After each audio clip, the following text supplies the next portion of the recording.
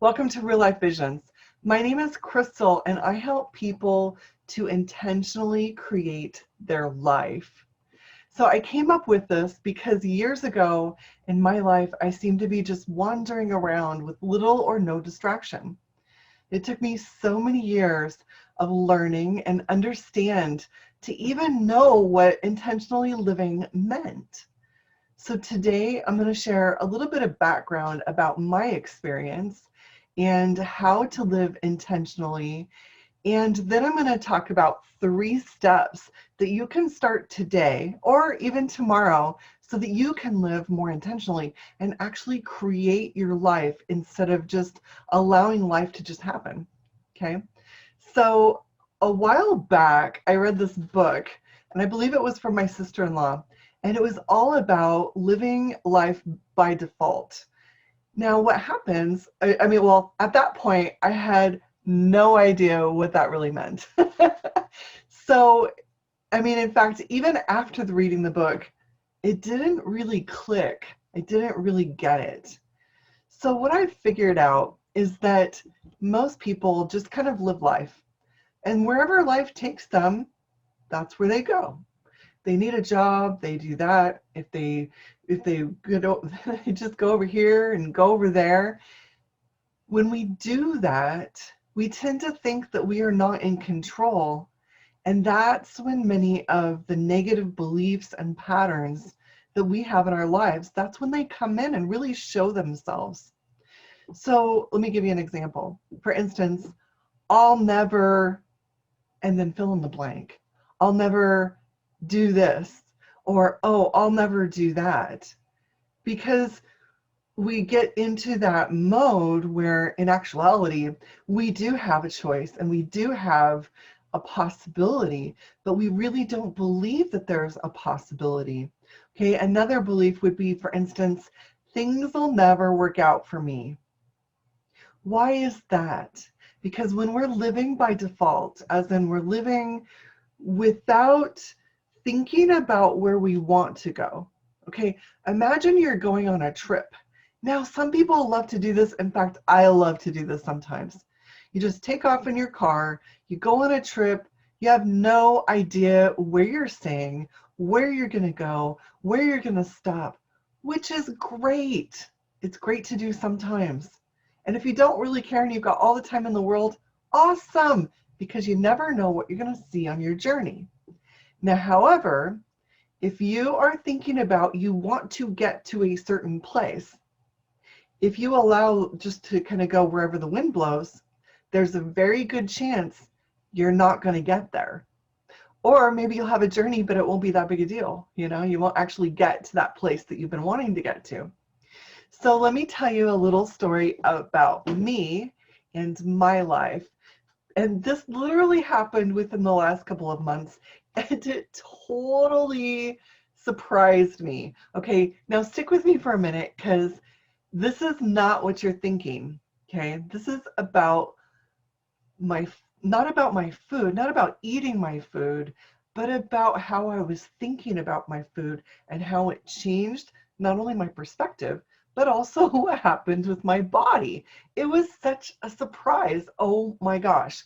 Okay, so a couple of months ago, and I've been intentionally trying to think about my food and do better because I want to feel good, right? Now, what I found is that I went to my friend's house and they had pizza. Now, I usually don't eat pizza. I'm usually on a very low carb diet. Sometimes I'll eat potatoes or something like that, but I don't really eat any kind of breads. Okay, so I thought, oh man, there's this pizza. It's a deep dish. It looks so good. It smells so good. I'm going to have a couple of small pieces. Okay, so I did. And then the next morning, I was talking to my mom on the phone, and I made a joke. And I said, I ate these 2 tiny little pieces of pizza. I'm probably going to gain 5 pounds. Okay, now that is actually setting an intention. That is an intention of what I think is going to happen at the end of the situation. wasn't thinking about it in that terms. I was making a joke. Universe, I was making a joke. Okay, so what do you think happened? We got to the next morning, and I'll be darned, I stepped on the scales and I indeed had gained 5 pounds. What? Okay, so that shows one direction. Of course, maybe if I didn't set the intention, it wouldn't have been it would have been the same, right? Okay, let me give you another example. Just a few days later, when I was, I'd kind of lost the weight because it tended to be water weight. And so, you get back to your normal eating in a couple of days, everything just kind of goes back to normal. Okay, so then my husband and I we decided we were going to splurge a few nights later and have some Chinese food. Now, Chinese food has a lot of salt, and salt for me tends to make me gain that water weight back. Okay. So I ate the Chinese food, and before I ate the Chinese food, this is the kicker. Before I ate the Chinese food, I told my husband, more of as a test than a joke. I said, the other night I said I'm probably going to gain 5 pounds when I ate that thing. So today I'm going to lose weight eating this Chinese food. And he kind of looks at me and he rolls his eyes like, yeah, okay, whatever. And so this is what happened. The next morning I got up, I had lost 2 pounds. I had lost 2 pounds. Did you hear that? Wow. Okay. I always gain 2 pounds. Knocking on wood. I have always gained 2 pounds eating Chinese food before that. And when I set that intention, it changed the energy of what I was doing. And when it changed that energy, then it actually created this new opportunity for my body to go, oh, well, I don't need to gain weight. I'm going to just lose it. Okay, so that's just one tiny example of a way that you can change your life through intention.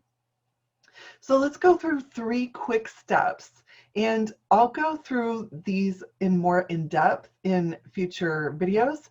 But for step 1, start your day with gratitude. Okay, what? Okay, how does that have anything to do with intention? Well, I always talk about gratitude is the first step. It's the first step of feeling good. It's the first step of reducing stress. It's the first step of everything. Now, why is that? Because it changes our energy, and it's really easy to be thankful and grateful for things and people that we do have. Okay, that takes the focus off of what we don't have, and we're focusing on what we do have. So let's see, we can be thankful for the home we live in. We can be thankful for the car we drive so that we can get around. We can be thankful for the food we have to eat, or we can get really elaborate and we can be thankful for our family and our friends, right? Or we can even be thankful for our possessions, like maybe our job, our money, or maybe our dogs, cats. For me, it's my horse, right? So these are things that we can be grateful for. And what we do is just take 3 to 5, 10 things every morning. And just write down in your little journal, just in your journal, and just write down 3 things, 4 things, 10 things, whatever feels good to you. But don't just like write it out as a list, but actually write it out and go, oh yeah, I'm really grateful for my husband. I'm really grateful that I've got food that I can cook for him every morning, and those kinds of situations. And what that does is it actually feels good inside of our body. Okay, that was step 1. Step 2, think about how you want the day to go. So normally, how do we start our day off? I don't have my phone here, but normally I would look at my phone. I get up in the morning, I look at my phone, we check our email, we check our texts. We're like, oh, check our calendar. What do we have to do today? Oh, I've got all these meetings. I've got to meet all these people. I've got all these projects I need to work on. Okay, what if we thought about how we wanted the day to go? Oh, I would love for my day to go fluidly and impact the clients that I'm working with today and really, really connect with the people that I'm looking for.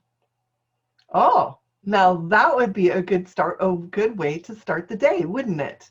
Okay, so that's one example.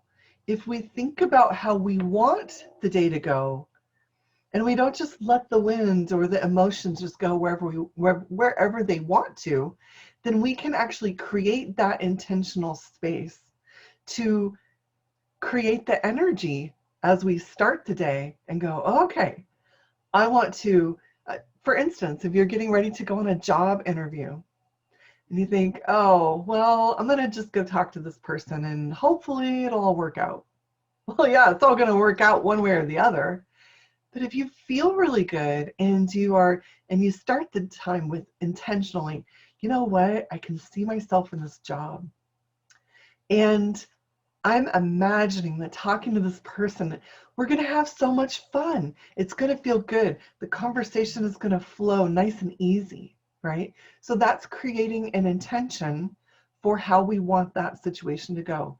So step 2 is just start your day off with thinking about how you want the day to go. Okay, step 3, create a small list of things that help you to feel good. What does that mean? I do that all the time. I want to eat, I have to go here, I go do that. No, I'm talking about things for you. This is a little bit of self-care. So I know it sounds counterintuitive, and believe it or not, if we do little things for us that help us to feel good, we're actually more productive. We are more connected to source. We are, we're just going a lot easier, and we fill up our cup so that our cup is full, and then we can give more. So just 5 minutes a day, meditating or quiet, deep breathing, it actually makes us more productive. You're going to get more done. You're going to feel good doing it. Your energy is going to be great. These are ways that you can change what you're doing, how you're feeling, and how it's going to make a difference in your life. Okay? So if this made a difference for you and you loved this and you would want more of this, please hit the like button, hit the subscribe button, and come join us. We've got all these kind of good things, and this is the new way that we're doing stuff here, okay? So have a wonderful rest of your day. Namaste. Have a great day. Love you lots. Bye.